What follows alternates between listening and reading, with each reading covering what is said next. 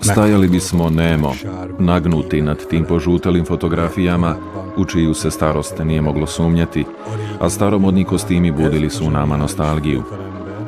Ovaj genijalni mladić, ovaj wunderkind, ovaj pesnik i pijanist, to je moj pokojni otac, Eduard sam, dvostruko je i zauvek mrtav.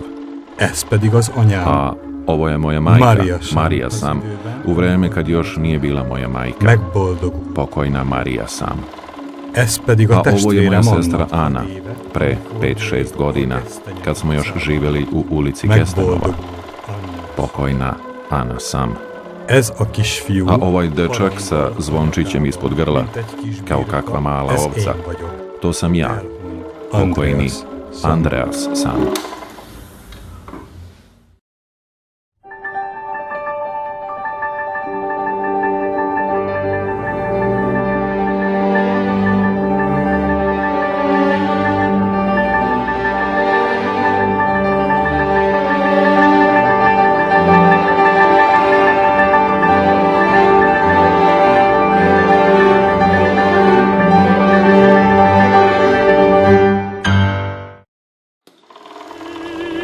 Je m'appelle Danilo Kiška, yes, c'est un nom d'origine hongrois, mais je suis un écrivain yougoslave.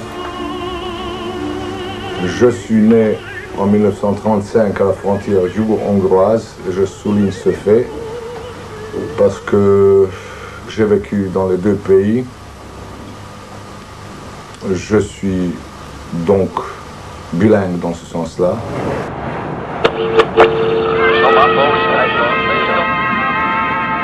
Moj je otac ugledao svete u zapadnoj Mađarskoj, a završio je Trgovačku akademiju u mjestu rođenja izvesnog gospodina Viraga, koji će milošću gospodina Joycea postati slavni Leopold Bloom.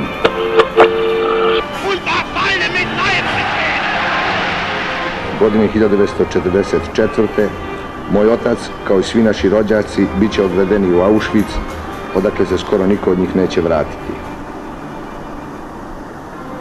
U mojoj 4. godini, u vreme donošenja antijevrejskih zakona u Mađarskoj, roditelji su me krstili u Uspenskoj crkvi u Novom Sadu, u pravoslavnu veru, što mi je spaslo život. Do svoje 13. godine živao sam u Mađarskoj, u očevom rodnom kraju, gde smo pobegli 1942. posle Novosadskog pokolja. Radio sam kao sluga kod bogatih seljaka, a u školi sam slušao katehizis i katoličku biblijsku egzegezu. U svojoj 9. godini napisao sam prve pesme na mađarskom.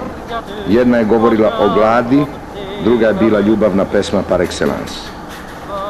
Od svoje sam majke nasledio sklonost ka pripovedačkoj mešavini fakata i legende, a od svoga oca patetiku i ironiju.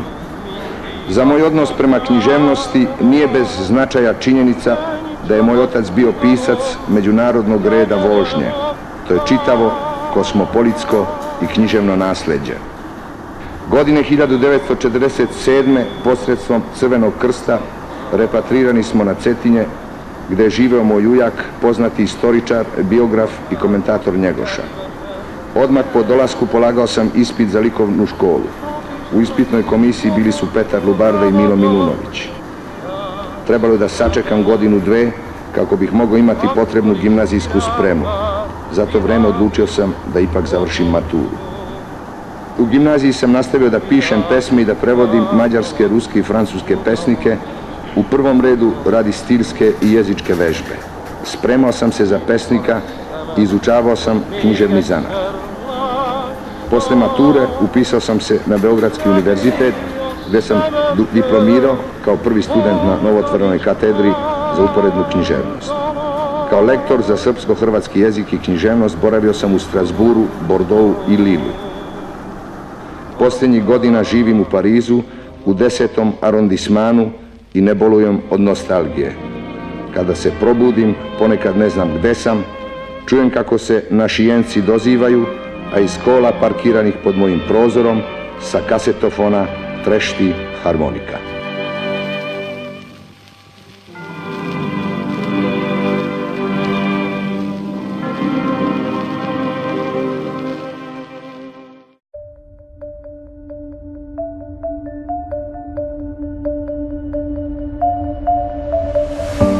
Je l'ai rencontré la première fois quand il a été nommé chevalier des arts et lettres par Jack Lang, par le ministre de la Culture.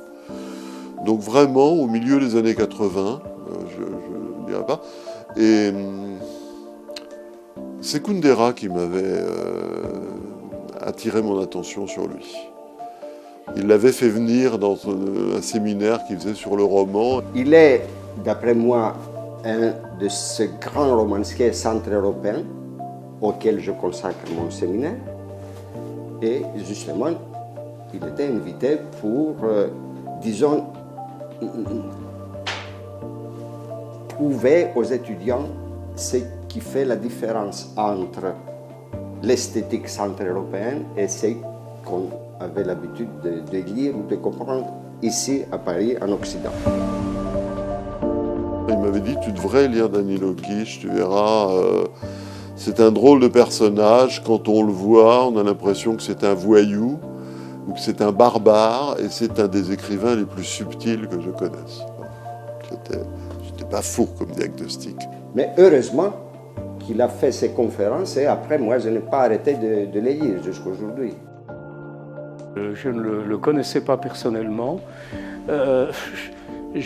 J'ai pas cherché non plus parce que, mais pour moi c'était moi qui était un petit chroniqueur à la Quinzaine littéraire et un professeur d'université, l'idée de pouvoir approcher Danilo Kish me paraissait absolument impossible. Je suis très content d'avoir participé à sa connaissance et qu'aujourd'hui, avec le recul, on voit que j'ai pu jouer un petit rôle. Je l'ai rencontré à Jérusalem lors d'un voyage qu'il avait fait avec un écrivain hongrois qui s'appelle György Konrad.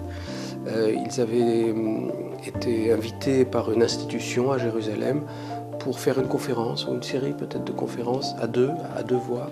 Moi donc j'ai lu dans le journal que Danilo Kish venait à Jérusalem dans cette institution. J'ai téléphoné, j'avais 22 ou 23 ans et je lui ai dit voilà, j'aimerais bien vous rencontrer. Et il m'a dit viens. Le seul écrivain, presque le seul, avec Kafka, dont j'ai une photo dans ma bibliothèque. Il y avait un article de Nicole Zand dans Le Monde et j'ai découpé cet article, il y avait une photo et il est là, jauni sur ma bibliothèque depuis presque 30 ans et il ne bouge pas. Je crois que c'est un écrivain qu'il faut lire et relire, comme Joyce, comme Kafka, comme Faulkner. Ce sont des écrivains dont la richesse nous accompagne et nous-mêmes nous changeons tous. Viđao sam po Francuskoj zanimljivih ljudi, ali viđao, znate, onako na ulici. Mesto koje ja najbolje poznajem, gdje se najbolje osjećam, iz valjda navike, pošto sam nekad tamo dolazio, to je Montparnasse. Tu sam vrlo često viđao Sartra, znate, na ulici, tako na kući ili u kafani. Tu sam vidio često i viđem ga još uvek Eugena Ionesca. To su ljudi koje ja viđem, od takozvanih pisaca, uglednih ili manje uglednih, jedva da bih mogao da vam navedem nekog koga poznajem. Aux yeux du public parisien et français, un transfuge de l'Est de l'Europe et le choix de venir à Paris, même si pour lui il était avant tout un choix de créateur littéraire, pouvait passer aux yeux de l'opinion pour en même temps un choix politique, pour se détacher du régime alors dominant en Yougoslavie. Il est parti pour des raisons très sérieuses. Bon, comme il l'a dit lui-même, comme il l'a écrit, c'était un exil volontaire, un exil joycien. Il est venu ici. Je pense qu'il a été très malheureux, sur un certain plan. Ses amis étaient à Belgrade, ses vieux amis. D'un autre côté, réfléchissant à Paris, je pense qu'il avait le désir de mieux se comprendre lui-même et d'éclairer le sens de son travail qui reposait sur un héritage européen qui ne connaissait pas la frontière du rideau de fer. C'était quelqu'un de marginal. Et ça me fascinait, ça, justement, parce qu'autour de moi, dans le milieu littéraire à Paris, il n'y avait que des gens qui avaient des postes, des carrières, et lui, pas du tout. Il était, c'était quelqu'un de très intègre et qui ne vivait que pour sa passion et sa vie, oui, c'est ça, sa passion et sa vocation. Et ça me fascinait beaucoup. Il a été comme ça en ex-Yougoslavie, où c'était une personnalité seule, qui n'appartenait à rien ni à personne, libre, révolté, libre. En France, ça a été pareil. Il s'est heurté à l'époque à une gauche intellectuelle absolument toute puissante, dans les médias, dans la littérature, etc., dont il ne partageait pas les idées, et à qui il disait franchement ce qu'il pensait dans les soirées. Et il disait toujours, quand les Français m'invitent une fois, ils ne m'invitent jamais deux fois, parce qu'il disait ce qu'il pensait. Kad god se priča o našim stvarima, ne samo o drugima, nego i o meni, kod nas i piše, uvek se na izvestan način logično preteruje. Stvari stoje mnogo gore nego što mi odavde vidimo, ne samo u vezi sa drugim piscima iz naše zemlje, mrtvima i živima, nego naravno i u vezi sa mnom. To je moj takozvani uspeh i uspeh naših pisaca, to je kap u moru ignorancije koje se odnosi na celokupnu našu kulturu, posebno literaturu. Là, je reprends des catégories de Milan Kundera.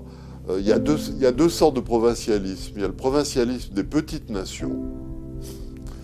Et les petites nations ont tendance à considérer que tout écrivain qui s'émancipe de la culture étroitement locale devient un traître. Et il y a le provincialisme des grandes nations, comme la France, qui ont tendance à mépriser ou à négliger tout ce qui s'écrit au-delà de leurs frontières. Bon. La France est persuadée qu'elle a une littérature suffisamment riche pour se suffire à elle-même. Danilo a vécu des humiliations d'intellectuels qui avaient un rapport vraiment condescendant, arrogant. Et à la fin, quand on lui demandait d'où il venait, il disait « je viens de Africa Centrale ».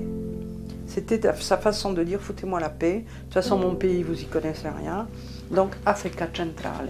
Souvent dit, je connais tout ce que vous connaissez, vous ne connaissez pas mon univers, ni mon pays, ni ce qui a fait moi d'un écrivain. Et c'est très important. Pisac zapravo kao ljudsko biće traži smisao svog postojanja. Odakle sam, ko sam, kuda idem. I šire od toga odakle smo, ko smo i kuda idemo. Naime, odjednom to pojavljivanje jedne misleće osobe na svetu, u konkretnom slučaju pisca, jeste velika ljudska zagonetka, iako ne možemo svojim skromnim književnim sredstvima da je osmislimo, mi bar pokušavamo kroz to traženje sećanja najdaljeg i najdubljeg sa pokušajem da se to sećanje produbi na naše pretke. Zapravo pokušavamo da pravimo jednu vrstu filozofeme, jedne, da kažem, pučke filozofije koja se pojavljuje u literaturi kao pokušaj traženja odgovora na ta pitanja egzistencije. Il faisait partie de ces grands artistes qui ne créent que par nécessité absolue. Absolue. C'est ça où je crève. C'est pas je fais des livres pour être publié parce que j'aime être écrivain. C'est une nécessité très très profonde et qui fait aussi la profondeur de l'œuvre. Et c'est des gens qui, s'ils ne créent pas, ils meurent. Il ne se voit pas écrire. Il est extérieur. Il écrit pour les lecteurs. Il n'écrit pas pour s'exprimer. Bien sûr que Danilo Kiš est partout. Bien sûr que l'auteur est partout. Mais ce n'est pas le narcissisme occidental. Ce n'est pas « regardez-moi écrire ». Donc c'est un esprit anti-lyrique, anti-narcissique. Il pousse son ego à l'extérieur de la forme. Ça, c'est le premier paramètre. Et on peut constater la même chose pour Kundera, pour Gombrowicz, mais aussi pour Kafka. C'est-à-dire pour tout un siècle de l'Europe centrale, c'est un siècle d'esprit anti-lyrique.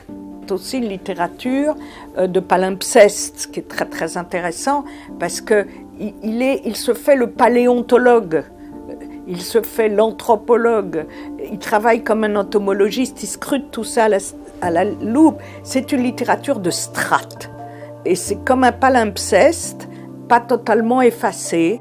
Le deuxième point, aussi essentiel, c'est la sensibilité musicale, c'est-à-dire la composition de la forme. On n'écrit pas pour partir d'un point, pour arriver à un autre point. Ça se fait et ça se refait, et c'est à peu près la banalité de ce qu'on fait aujourd'hui.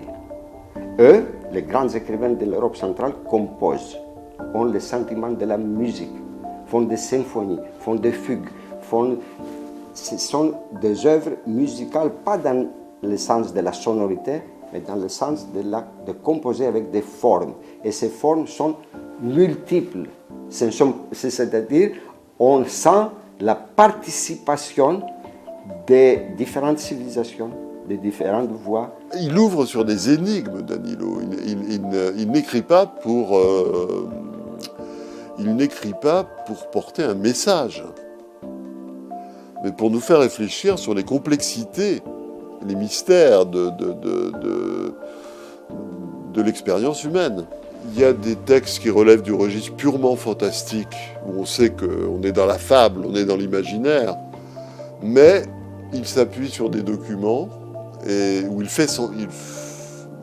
Danilo fait semblant de s'appuyer sur des documents réels, au point où on se demande ce qui est vrai, ce qui n'est pas vrai. C'est quelqu'un qui est extrêmement intéressé par le document brut et qui cite continuellement des textes de livres, des textes de journaux, des listes, des inventaires qui procèdent par des énumérations souvent très drôles, mais aussi très touchantes. C'est une œuvre qui a une incroyable dignité par rapport à la violence du monde, quoi. Il y a quelque chose voilà, oui, qu'on entend rarement, très très rarement. Mais enfin, quand je dis tout ça, enfin, la question littéraire, enfin, la question du style même de cette œuvre, de ce jeu avec le document, ce jeu avec le réel, ce jeu avec des figures, des petites figures de l'histoire, enfin des petits personnages qui ont disparu dans l'histoire, c'est une vraie merveille. C'est-à-dire que chaque destinée chez Danilo Kish est quelque chose qui renferme tout l'anonymat de l'histoire et qui fait sortir l'histoire de l'anonymat et qu'il travaille aussi bien, vous le savez, sur la fiction que sur tout est extrêmement précis. Et cette précision même, cette méticulosité est tout d'un coup sublimée, si vous voulez, par l'évanescence des choses, par le sentiment, par la sensibilité. Mais il n'y a pas aucune sensiblerie, il n'y a aucun pathos, c'est une chose très importante. Il n'y a pas de complaisance chez Danilo Kish, pas plus qu'il y a chez Kafka, mais cette énorme sensibilité qu'il y a, ça sort comme une vapeur. C'est-à-dire foisonnant, une histoire en entraîne une autre. Quand on décrit quelque chose, on fait des énumérations, comme chez Rabelais. Le réel est tellement riche qu'il est inépuisable, et puis au bout d'un moment, il faut donner une forme à ça, et là on coupe. Voilà. Il me disait qu'il réécrivait parfois ses nouvelles, qui sont longues pour certaines, jusqu'à 12 fois, à la machine à écrire mécanique, 12 fois, oui, ce que ça représente. Donc il était extraordinairement, vraiment rigoureux, exigeant avec lui-même, et du coup avec les autres aussi. Il avait raison. Et moi, il m'avait dit un jour qu'on mesure la valeur d'un écrivain au nombre de feuilles de papier qu'il a dans sa corbeille à papier. C'est-à-dire, on mesure la grandeur d'un écrivain à ce qu'il a jeté. Il m'a dit ça comme ça. Moi, j'étais très effrayé d'entendre ça. Je me disais, si ça se trouve, il y a des merveilles qui partent à la corbeille. Il y en a peut-être.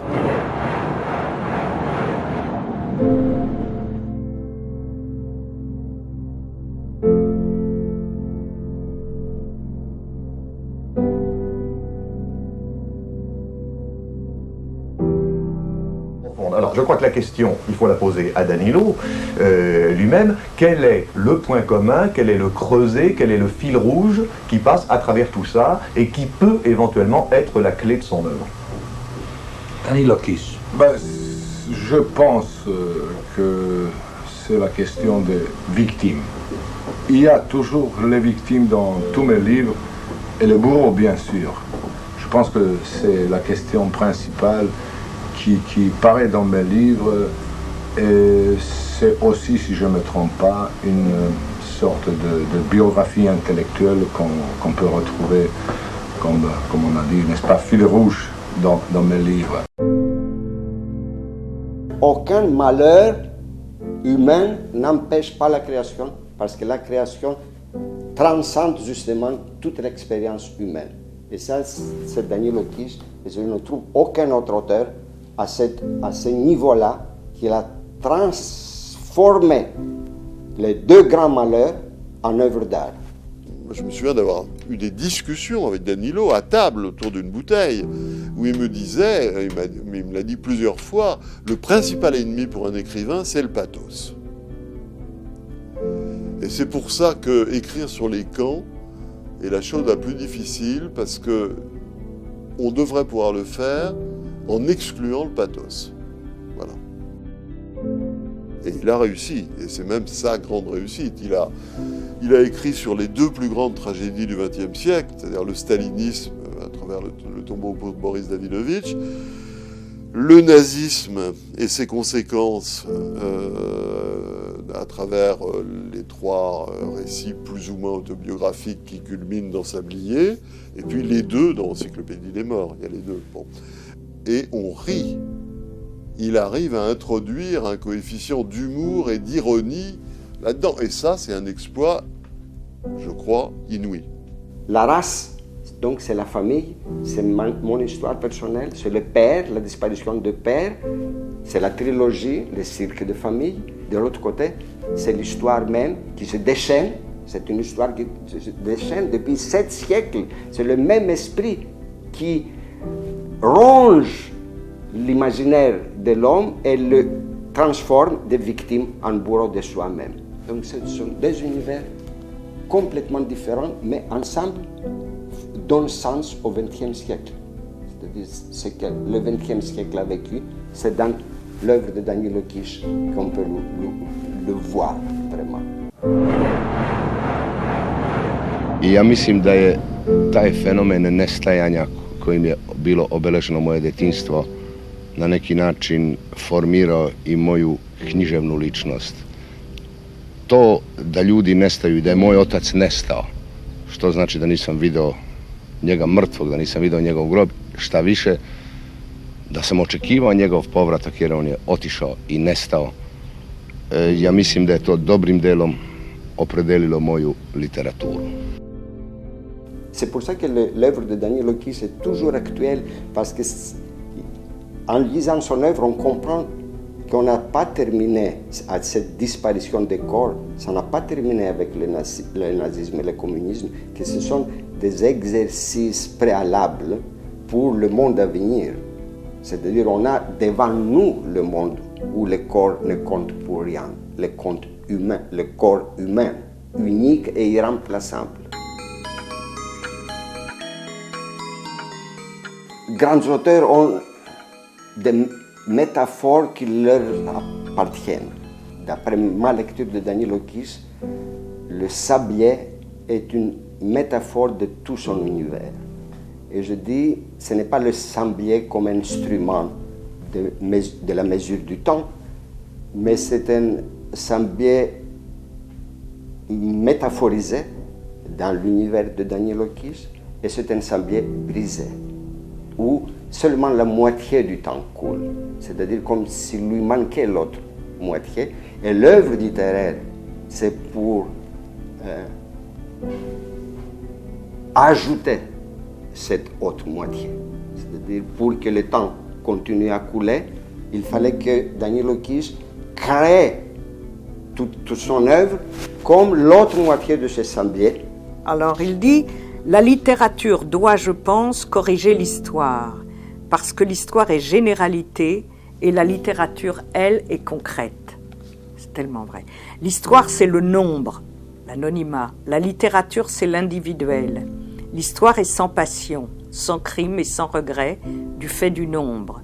Que signifient 6 millions de morts si on ne voit pas un seul et unique individu avec son visage, son corps, son âge et son histoire personnelle. Je ne cesse de repenser à ces horreurs-là qui ont marqué ma famille, qui m'ont d'une certaine manière déterminé.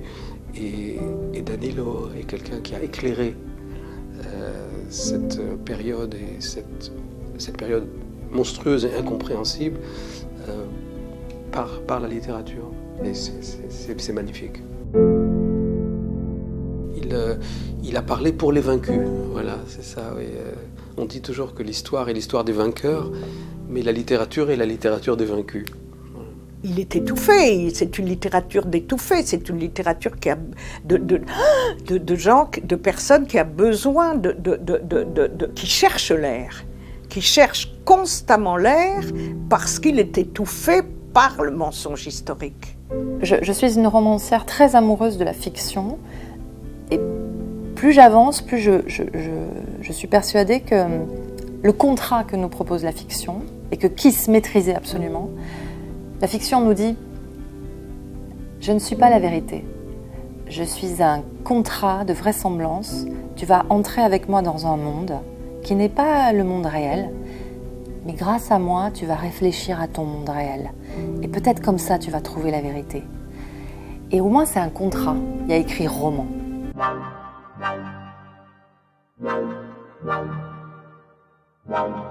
Un tombeau pour Boris Davidovitch a dû paraître dans la deuxième moitié de 1979 et l'article a dû paraître dans la quinzaine littéraire au mois d'octobre ou de novembre 1979, tout de suite après.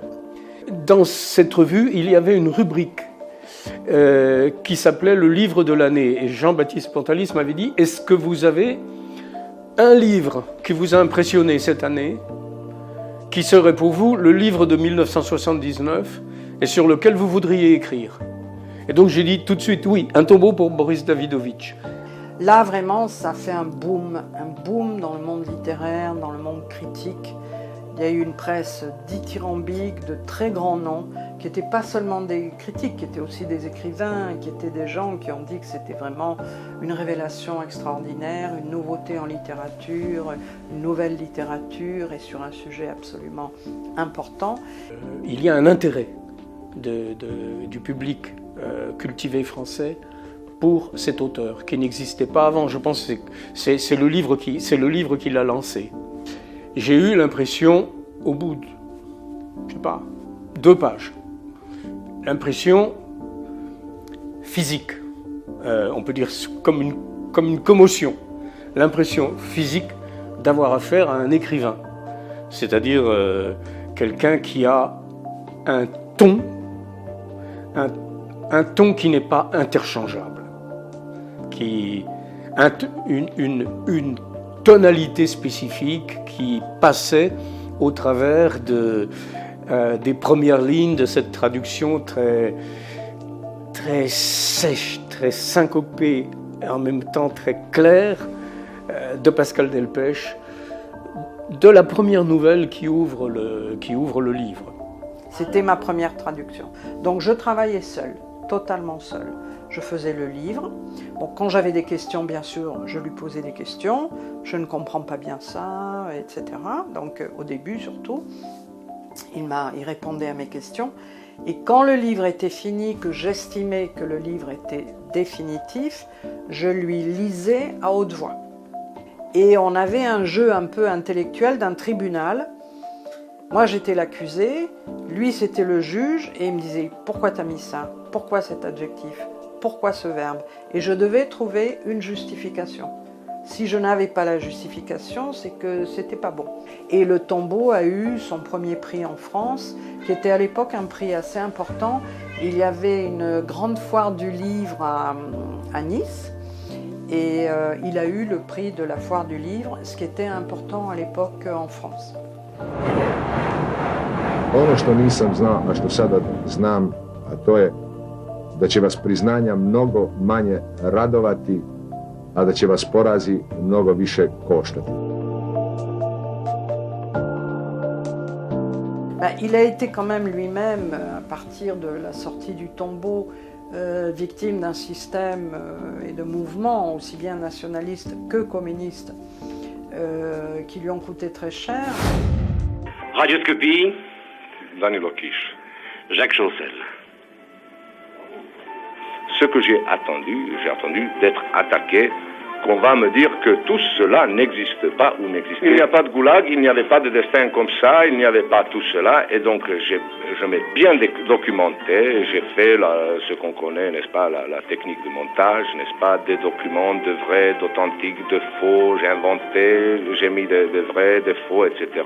Et après, il y avait un grand procès de plagiat, de non-originalité, etc., mêlé avec les choses politiques, mais c'était mené par disons, certains écrivains.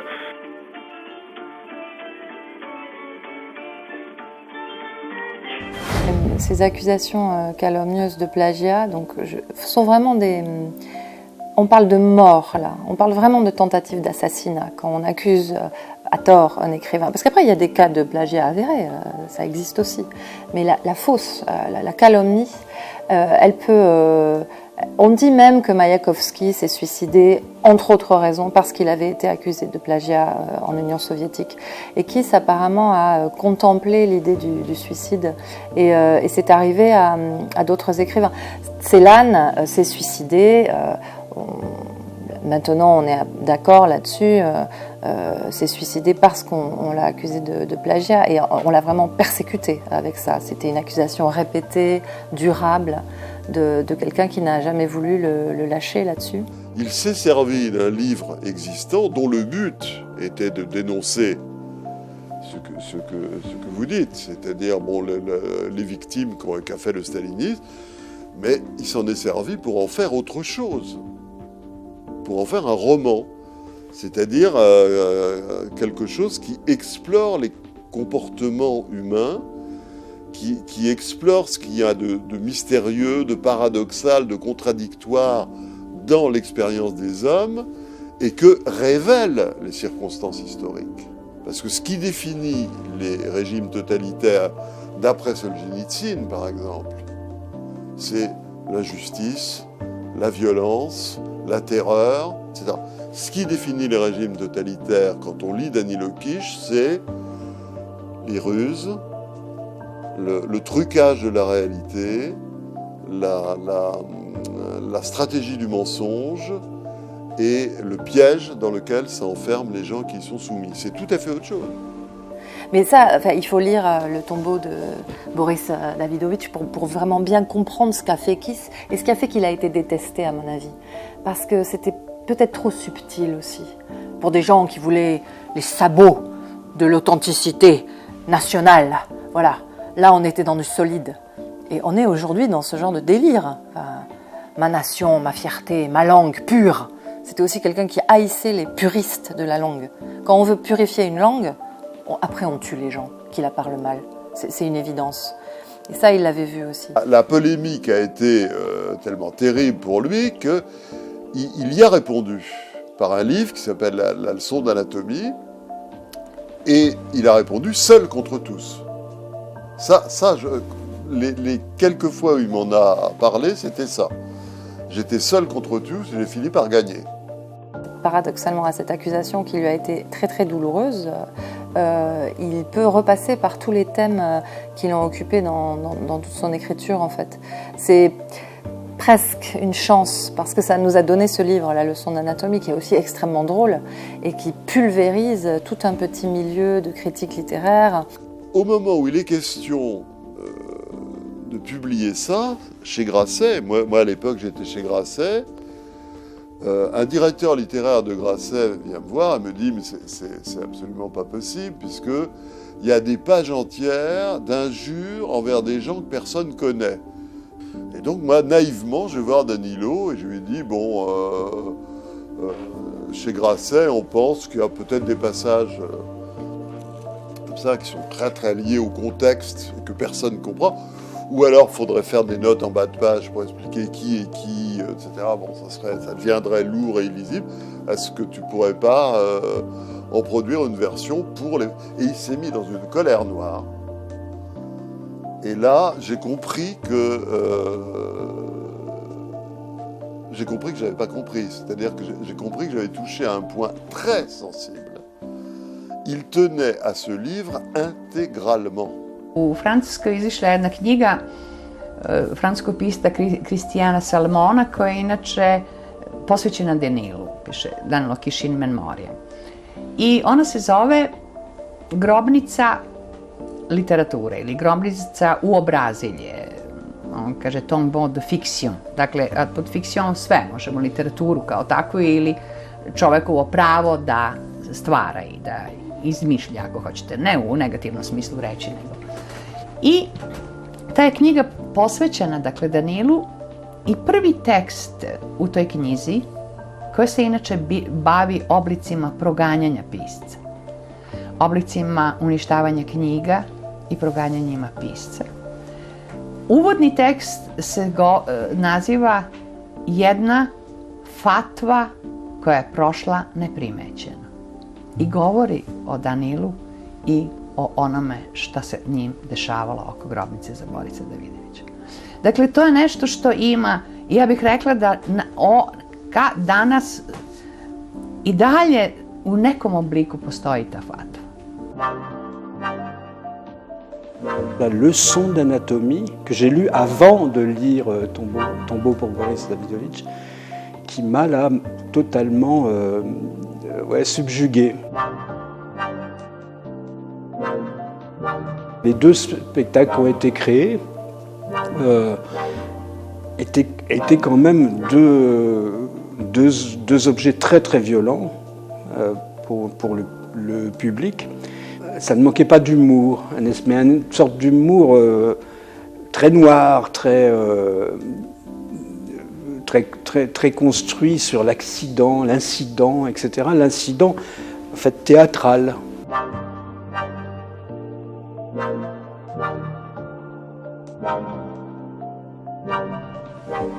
Il y a eu un premier spectacle, Les Lions Mécaniques, ce n'était pas un dispositif très lourd, en quelque sorte. Mais ensuite, le livre des rois et des sceaux, qu'on a intitulé Encyclopédie des morts, pour que ça soit plus brutal, ça c'était un très gros spectacle. Enfin, je veux dire, un spectacle important avec un quatuor à cordes, enfin, je veux dire 5-6 acteurs, etc. Voilà. Je pense que la critique en général, elle a plutôt été extrêmement étonnée de découvrir cette œuvre-là, quoi. On en était très, très, très, très heureux de cette lecture.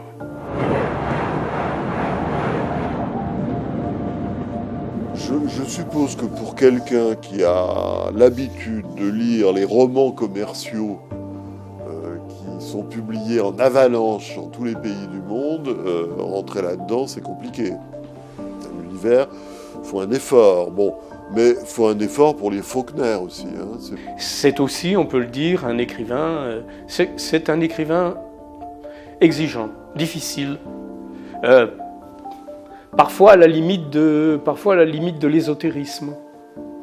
Et donc, il faut se donner un peu de peine pour le lire. Mais on est largement récompensé. Qui disait lui-même que son lecteur idéal était quelqu'un qui avait lu autant que lui. Ce qui veut quand même dire beaucoup, beaucoup. Mais c'était quand j'ai connu Danilo, je me souviens, une des premières questions que je lui ai posées, qui lisez-vous? Qui aimez-vous comme écrivain? Et il m'avait répondu, je ne lis plus de littérature. La littérature ne m'intéresse plus. Je lis exclusivement des ouvrages, des témoignages sur les goulags, sur les camps, etc., des livres de sociologie et l'écrivain américain Truman Capote. Il m'a dit, c'est tout ce que je lis. Le reste ne m'intéresse plus. Il ne me parlait pas de littérature. Il me parlait de vie surtout. Entre les livres, il y avait toujours une période assez longue où il lisait, où il préparait ses livres futurs dans sa tête, dans les notes, mais pas énormément, c'était surtout dans sa tête où il lisait beaucoup. Et là, il sortait, il vivait sa vie de bohème, comme toujours. Et quand il se mettait à écrire, il avait une vie beaucoup plus réglée. Il travaillait beaucoup, il écrivait. S'il sortait le soir, c'est parce qu'il était content et il se disait « j'ai bien travaillé, je peux sortir ». Mais là, dans les périodes où il écrivait, vraiment, il s'enfermait chez lui et il travaillait. On se voyait à Paris, soit dans son studio près de l'hôpital Saint-Louis, je ne sais pas si on vous en a parlé, un endroit très monacal. Il y avait un lit de camp, petite cuisine, un réchaud, une table, basta, rien d'autre. C'était quelqu'un qui vivait dans une frugalité matérielle. Il avait quelques petits objets personnels très discrets, c'était son histoire, sa vie, mais ce n'est pas quelqu'un qui collectionnait les souvenirs, qui gardait des souvenirs. Et quand les journalistes venaient chez lui, lorsqu'il a eu sa très grande réputation en France et à l'étranger, beaucoup d'équipes de télévision sont venues chez lui de l'étranger. Quand ils entraient dans le studio et ils regardaient ça, ils étaient étonnés par la simplicité, par le vide et par la discipline en fait. Je me souviens qu'une fois, j'étais allé lui rendre visite et je lui ai dit « Alors Danilo, tu écris en ce moment ?» Il m'a dit « J'écris. » Mes copains sont venus de Novi Sad ou de Belgrade, on s'est enfermés dans la cuisine, on a bu et on a chanté pendant 15 jours. Qui a envie d'écrire? Voilà. Et c'était tout à fait lui, il avait ce côté-là, bien sûr. Mais en même temps, une vie très modeste, très simple, très... Je crois qu'il était capable de rien de tout. Il était surtout d'une totale insolence, quoi. Il avait un côté... il ne respectait rien. Puis il avait cette espèce d'énergie... qui à la fin était un peu amorti parce que le cancer le rongeait. Je me souviens qu'il avait des moments terribles puisque... D'extraordinairement charismatique et attachant, il était grand, il avait un côté boxeur. Il avait un nez de cassé comme ça, le nez du boxeur, et je sais pas, il dégageait quelque chose de très très fort, de très puissant, de très humain effectivement, de très brisé aussi. Il y avait en lui une espèce de cassure, de brisure qui le rendait encore plus attachant.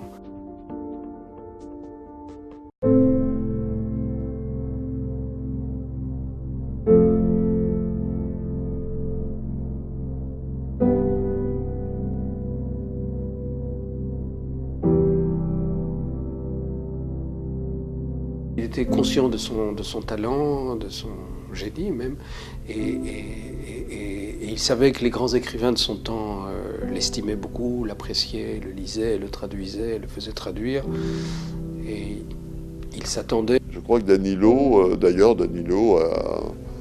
a eu des lecteurs venus de partout, depuis, parmi les gens qui ont lu Danilo Kish, et qui ont été solidaires de lui et qui l'ont défendu.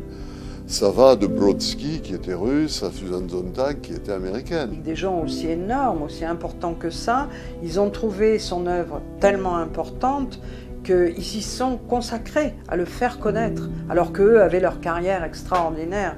Ils ont beaucoup contribué à ça. En France, personne n'a fait ça, en dehors de Kundera dans son séminaire. Il était un peu amer à la fin, parce qu'il trouvait qu'il n'était pas reconnu comme il aurait dû l'être. Bon. Mais il trouvait toujours que ses éditeurs n'en faisaient pas assez, ne lui donnaient pas assez d'argent et ne faisaient pas assez de publicité pour ses livres. C'est en 86, à la veille de notre départ à New York, où il avait une bourse Soros pour passer 2 ou 3 mois à New York. Jacques Lang, qui était le ministre de la Culture fameux de François Mitterrand, lui a remis la distinction de chevalier des arts et lettres. un de ces 5 ou 6 écrivains de cette génération qui s'attendait à recevoir le prix Nobel. Et dans son cas, ça aurait sûrement eu lieu. Là aussi, des machinations, des intrigues au sein de l'Académie qui font qu'on a dit que ce sera pour plus tard, et puis malheureusement, il est mort avant.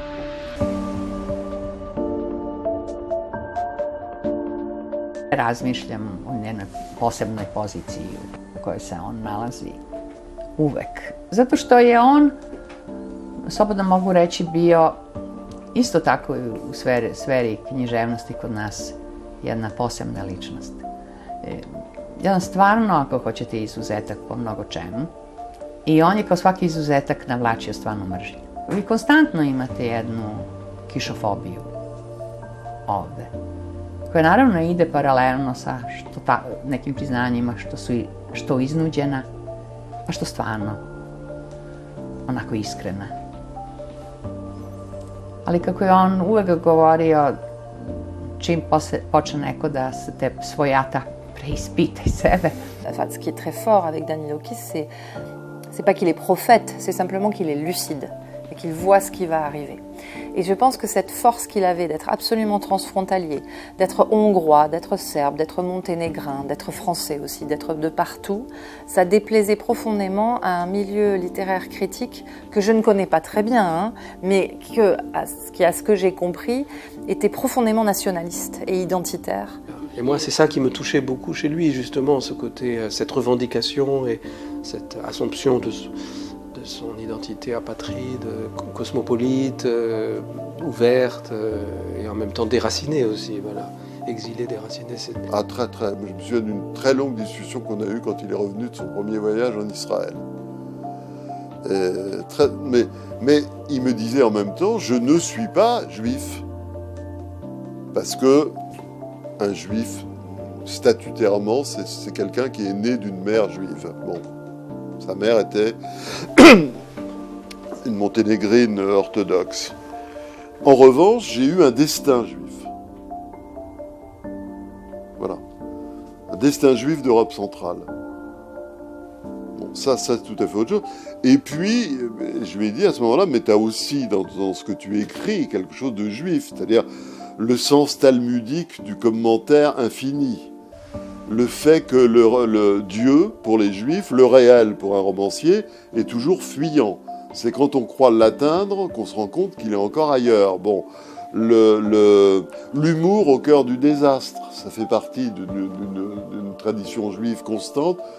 Dans les pires situations, il y a un humour qui peut naître. Bon, et je lui ai dit, et il m'avait répondu, oui, mais ça, moi, c'est tout à fait vrai, mais là, je suis juif malgré moi. Et il avait fini par me dire, moi, ce que j'ai le mieux aimé en Israël, c'est les quartiers arabes de Haïfa. Je lui ai dit, mais pourquoi les quartiers arabes de Haïfa? Et il m'a répondu, parce que ça ressemble au Monténégro. Ja sam čak davno nekad obećao. U nekom intervjuu rekao da ostajem sebi dužan jednu knjigu iz tog mog cetinskog razdoblja. Ne znam šta je to, valjda mi treba nekakva distanca vremenska ili ne znam kakva. Jer je to za mene također već jedan potonuli svet iz više razloga. Kažem, takve gimnazije, takve škole, takvih ljubavi, platonskih, apstraktnih, više nema. Tu se meni dogodile neke vrlo intimne, životne stvari, literarno vrlo teško obradive, nekakva književno, idejno, intimna iskustva koje čine nekakvu knjigu, nekakav roman koji u meni stoji, koji u meni živi. To je verovatno ta neka knjiga koja još postoji u meni. Da li ću je i kada ću je napisati, naravno, to ja ne znam. To sad je pitanje tehnike, epifanije, bogojavljenja. Ça ne s'est pas trouvé, peut-être que s'il avait vécu plus longtemps, il aurait pu trouver un biais littéraire pour parler de ce Monténégro qui était aussi une part de lui, mais jusqu'à sa mort, il n'avait pas encore trouvé ce chemin.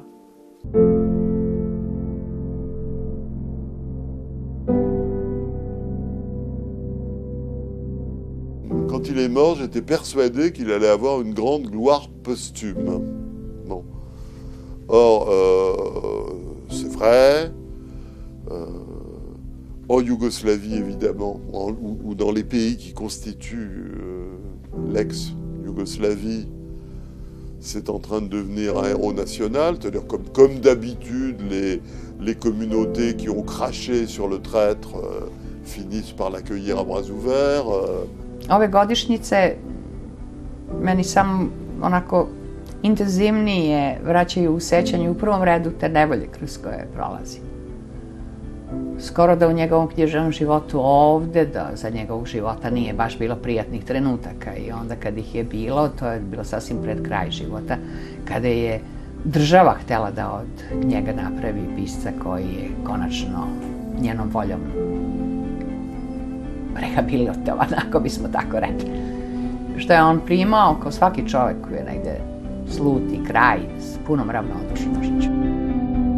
Un auteur comme Danilo Kiš ne peut en effet être évalué que dans un contexte mondial. Si on le définit par rapport au contexte yougoslave, des écrivains qui lui sont contemporains ou des écrivains antérieurs comme Andrić ou Kleča, bon, on ne voit pas l'ampleur. Si on veut comprendre l'ampleur de Danilo Kiš, il faut savoir le mettre en relation avec une espèce de famille d'écrivains, mais qu'il est le seul à rassembler. Comme, disons, univers poétique, on peut dire que c'est la réalisation poétique de ce que De Gaulle imaginait pour l'Europe, c'est-à-dire l'espace géopolitique de l'Atlantique à l'Ural. Là, la version poétique, c'est Danilo Kiš, ça existait, c'est-à-dire il a prouvé que ça existe, cette unité poétique. Mais je pense que ça viendra et que sa dimension de grand écrivain du XXe siècle, d'écrivain majeur du XXe siècle, il faut, je pense, un temps de décantation nécessaire. Oui, parce que dans ma tête, il est toujours vivant. Il y a toujours un moment où, quand j'écris quelque chose, je me dis, tiens, qu'est-ce qu'en penserait Danilo? Donc il est là, quoi, au-dessus de mon épaule.